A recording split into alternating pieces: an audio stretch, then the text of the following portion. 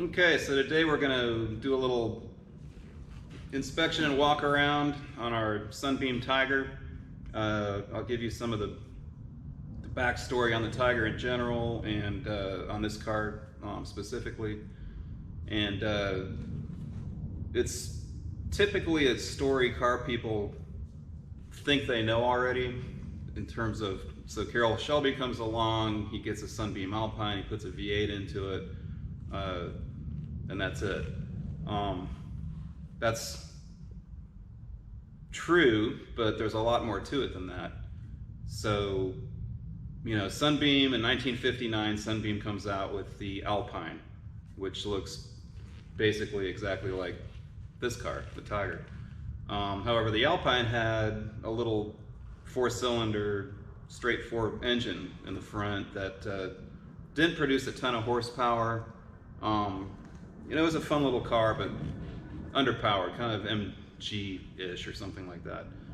So pretty quickly, Sunbeam realizes, you know, we need to do something to, you know, increase the sportiness of this car. First, they approached Ferrari, of all people, and asked them, hey, could you, you know, spice up this engine? Could you work your magic with it? And, you know, they loved the idea of being able to say powered by Ferrari, you know, on the side of the Alpine.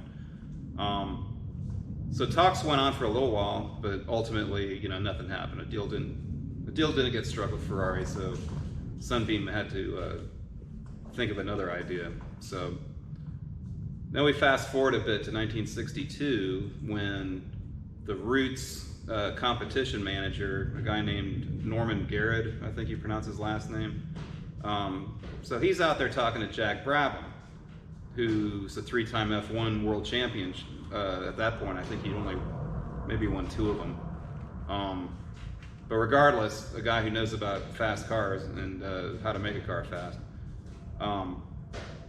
So he's talking to Norman, and Jack says, hey, you know, why don't you just do what Allard did way back in 1949, you know, take a British sports car and put an American V8 in it, like Allard did it with Fords and Chryslers. I've seen even Cadillac engines in Allards.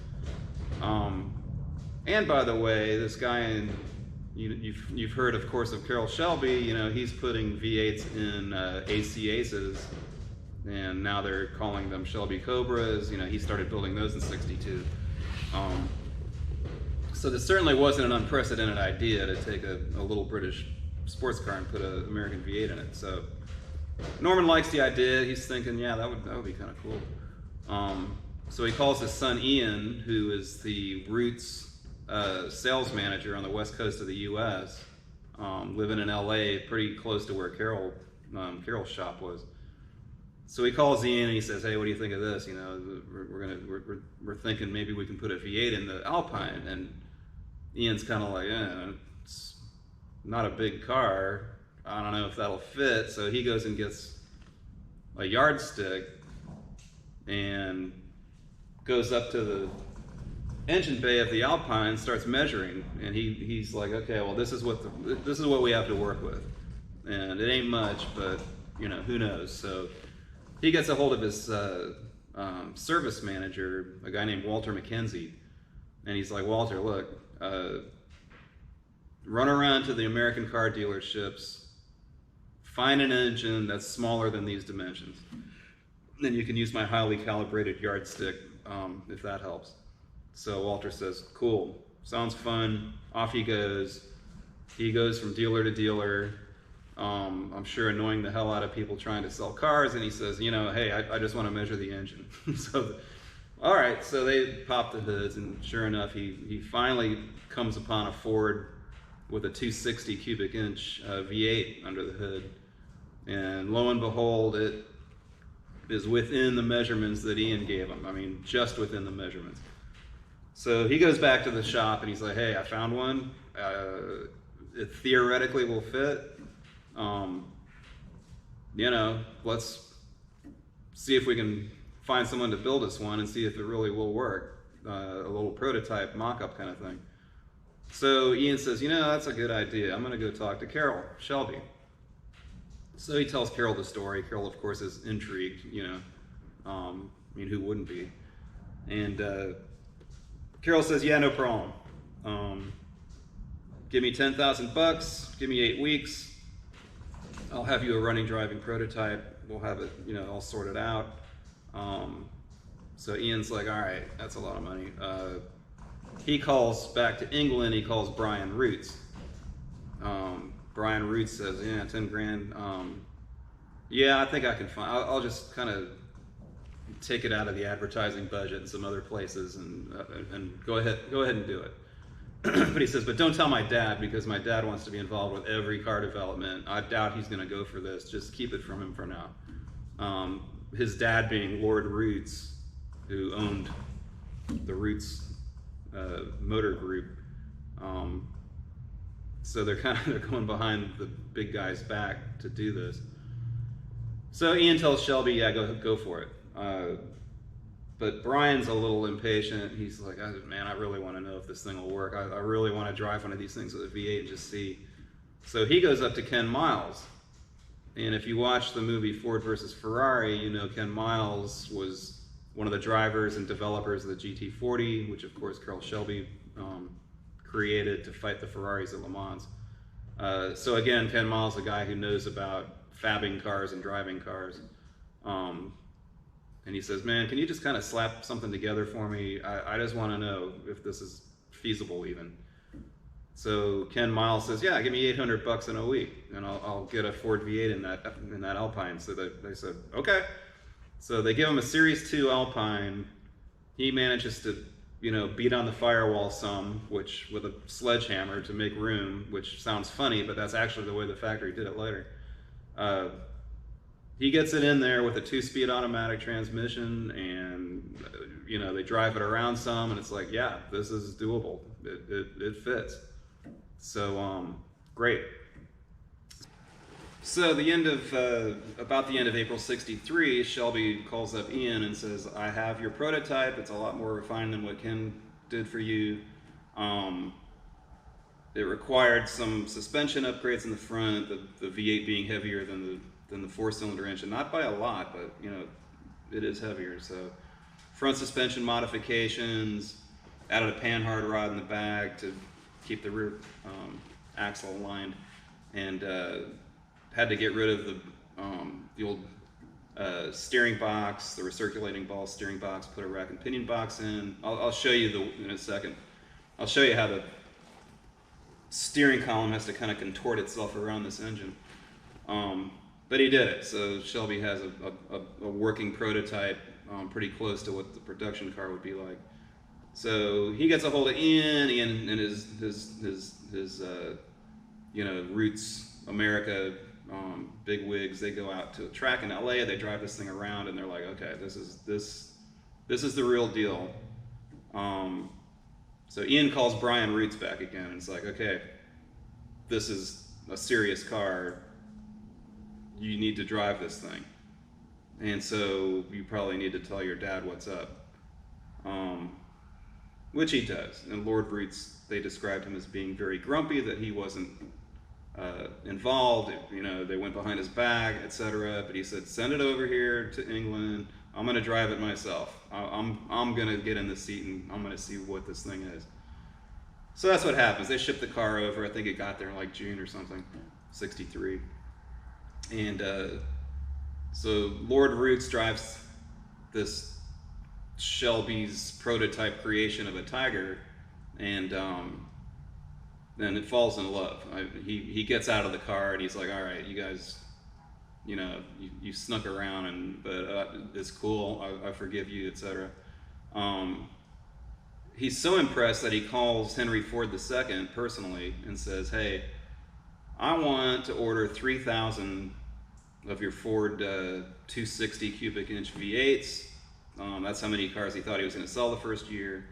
And so that's how all in he was. And in fact, beyond that, he even told his staff, I want this thing production ready in time for the New York Auto Show, which is in 8 months from then, so early 1964.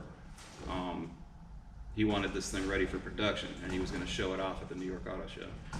way less time than typical for getting a car from concept to production. And you know, if you think about it, that little conversation with Jack Brabham only took place, you know, in 1962, and here we are, you know, 2 years later at the New York Auto Show with this car complete. Not this car, but the Tiger. Which at the time, interestingly enough, was called the Thunderbolt. But at the last minute, they kind of changed it to Tiger because Sunbeam actually made a land speed record-holding car in the 1920s called the Tiger, and so in honor of that car, they produced this car. So at that point, we have a car, we need to produce it. The factory that was making the Alpines didn't have capacity to add the Tiger on top of what they were building. So they have to find somebody to put the car together. You know, they needed someone who could take an Alpine body shell, grab one of the big pile of 3,000 V8 engines, and put it all together. And so this is where the story gets kind of interesting too, because there's a connection between the Tiger and another car which happens to be sitting right here, which is the Volvo, at the time the P1800. So this car, which was designed in '57, as you can tell by the little tail fins in the back, this car was being built initially by Jensen, and Volvo didn't like what was coming out of the Jensen factory. They didn't feel that the quality was up to their standards, Volvo's standards. So Volvo said in 1963, you know what, forget it. We're going to build these ourselves in our own factory in Sweden. So what was the P1800 when Jensen was building these became the 1800S when Volvo started building them themselves. And of course this is an 1800E, this is a later car. So Jensen suddenly finds themselves with time on their hands, and about that time Roots goes up to them and says, hey, can you build us this car? And they said, yes, thank God you showed up when you did. So Jensen took over building the Tiger in well, not took over, they started building the Tiger in '64. So that's the way the story goes. You know, Carroll Shelby actually wanted to build it. He had planned to be the one to build it. Lord Roots felt like Carroll was too tight with Ford. I don't know why he cared, but he did. And he said, no, we're going to build it over here in England. But just to make him feel better, they gave Carroll a royalty for every one of these cars built, which I find highly amusing because, you know, what Carroll did was basically he basically did what Sunbeam asked him to do. Take this Alpine, put a V8 in it, sort it all out, make it a good car. Paid him $10,000 to do it. He did it. Then after that, every Tiger that got built, he got a royalty for. And so multiply whatever the royalty was times 7,000 plus Tigers that were built over the years, and it turned out all right for Carroll. But that's the story. You know, ultimately, Roots was always short on cash. They were already partially owned by Chrysler. And then in like '66 or so, Chrysler got a controlling interest in Roots. They didn't like a Ford engine in one of their cars. They actually changed this badge right here. Instead of saying powered by Ford, they got rid of that little powered by Ford thing. They put a Chrysler Pentastar on it. Their advertising said powered by an American V8. They didn't even mention Ford. But the problem was Chrysler didn't have an engine that would fit in here. Their small block V8, the distributor was actually in the back, not in the front. So try as they might, there was no way to put a Chrysler engine in this car. And ultimately, it just didn't fit. That didn't work for Chrysler, and just really the concept didn't really fit with what they were wanting to do. So that was the end of the Tiger. Basically, I think they built the last one in early '68. But those last cars had 289 V8s in them. They only built like 633 maybe. So yeah, if you can find one, grab it. But this particular car, this car started life in California, where it had a couple of owners. And as I mentioned before, when it was up on the rack and I showed you the underside, Norman Miller, who maintains the Tiger registry, has been aware of this particular car since the mid-'70s. In fact, he bought the registry from, as he put it, an old guy who kept handwritten notes in a ledger. And that's where this car was recorded initially, was in that handwritten ledger back in the '70s. So kind of cool. It has a very long record of being a Tiger. It ended up in Iowa, where somebody painted it yellow instead of this correct color. This is the original color, British Racing Green. They say it kept the original engine through the whole thing, but there's really no way to verify that. When Sunbeam grabbed one of the Ford V8s from the pile of Ford V8s, they assigned it its own engine number, which doesn't correlate to what's stamped in the block.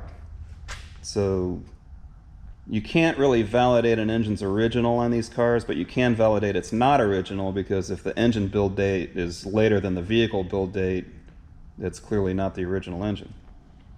In this car, the engine build date is prior to the car build date, which was September 7th of 1965. So this particular engine, the guy said that the guy who did the restoration, he bought it from the person in Iowa who was the third owner. He brought it to Washington, where he had restored about 6 or 7 other Tigers prior to this one. He said he the engine needed rebuilding. He bored it out some. I don't know to what displacement, although we all know this block is good for 302 cubic inches, is what Ford did later with it. I'm not sure what displacement it is. I know he did head work. I know it's got larger valves. I know he changed it from a 2-barrel carburetor to a 4-barrel carburetor. So that was done. So it's a quick car. It's much faster than the original. The original cars, I think, had 164-ish horsepower. But I know that back in the day when they sold these things, you could pay the dealer like $250 for some performance parts that would get you up to 245 horsepower. And like I showed you earlier, you can't even get your hand between the alternator and the inner fender. If you look down there between the exhaust manifold and the edge of the engine bay, you can see there's not an inch to spare. I told you earlier I'd show you how the steering was routed. So you can see the steering column comes out here. It kind of wraps itself around the engine, and then that rack and pinion steering box fits just there between the radiator and the front crank pulley. So yeah, it fits. Barely. I mean, you can see the original concern, would this work or not? So again, this particular car, it's a very early model year 66.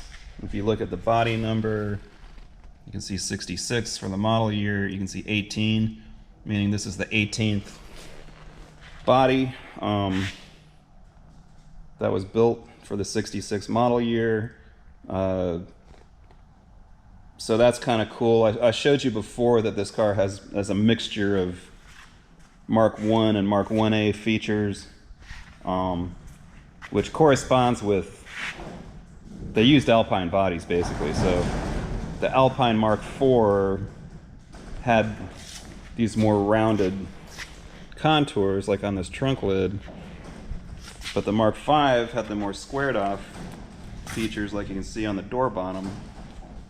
So this car has a blend of both, and some of those early Mark 1As, such as this one, that's how they were, which Norman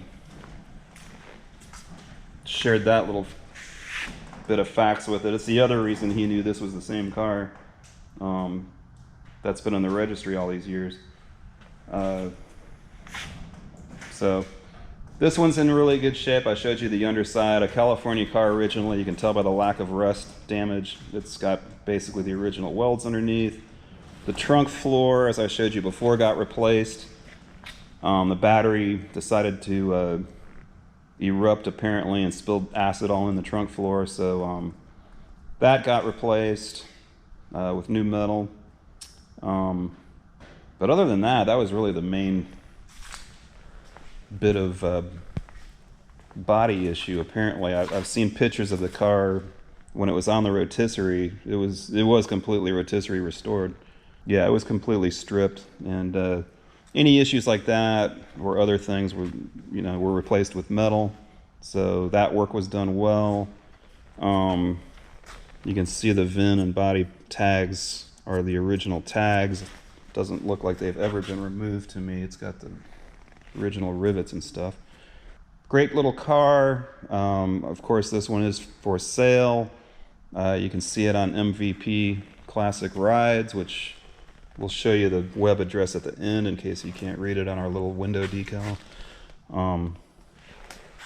But take a look, check it out.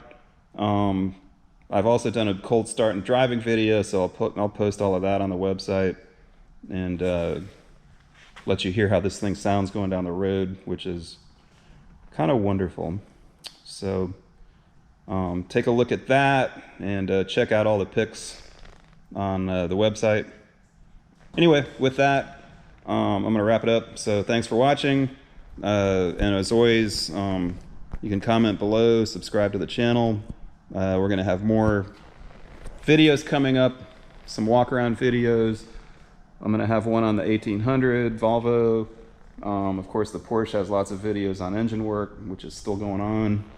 And I'll do one of the Alfa Romeo Sprint Speciale pretty soon too. All right. Thanks, everybody.